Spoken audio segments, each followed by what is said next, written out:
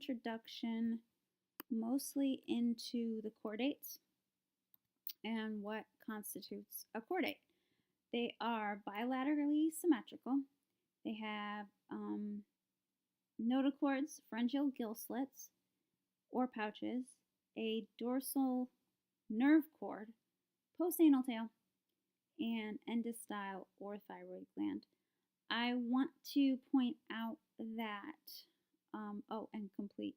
the rest of these. I want to point out again, remind you that most of these characteristics, as with any of them,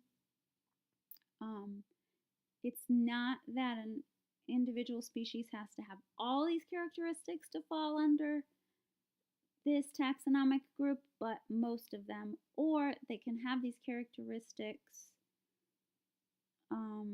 embryologically, perhaps, but not necessarily as adults. So the notochord is flexible dorsal rod in the body cavity. It has connective tissue enclosing sheets and cells. Pharyngeal gill slits are openings between the digestive tract and the outside of the body. Maybe pouches, may not be. They are found here in this particular case. Here's the notochord here. I want to point out the neural tube here because that's the nerve cord that's noted here. There's a postanal tail. It has, of course, been reduced in some of the primate species. Usually extends posteriorly beyond the anal opening, but as in the case of some of the primates, it's been reduced and now it's just vestigial. Then there's the endostyle. It has, in some cases, turned into a thyroid gland. It's part of the pharynx. It can secrete mucus, which is commonly used in filter feeding in some species. Okay, the urochordates. These are the tunicates or sea squirts. In some cases, they're sessile as adults. In other cases, they're planktonic. They do have a body wall covered in tissue. This is what they are, this is how they appear.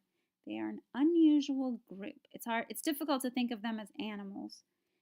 This is their metamorphosis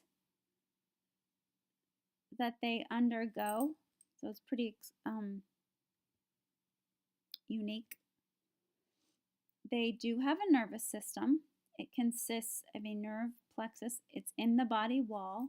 Remember, we're talking about urochordates. There is a single ganglion on the pharynx. No sensory receptors. They use mucus-covered cilia as a mechanism for feeding.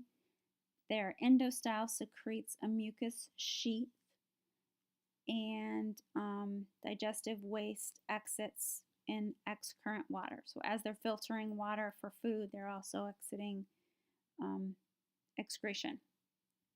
Gas exchange happens in the pharynx. Circulation, they do have a heart. It's at the base of the pharynx.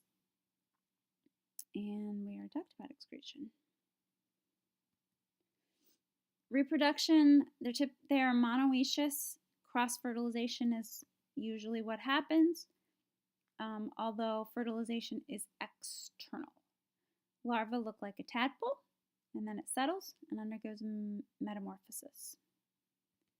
The cephalochordates, these are the lancelets. They live in marine substrates. They partially bury themselves and act as filter feeders. The notochord actually extends into the head, but it can contract so that they can bury themselves. They do have muscles. They have an oral hood arranged with the cirri here. Those are used to sort food as they feed.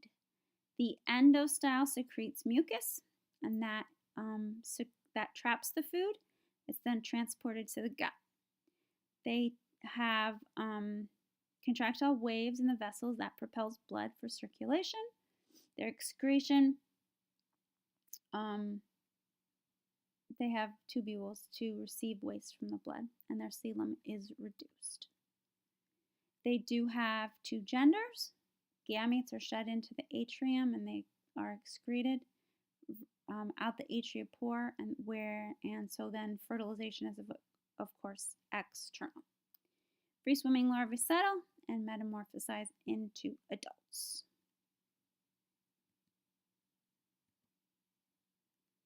And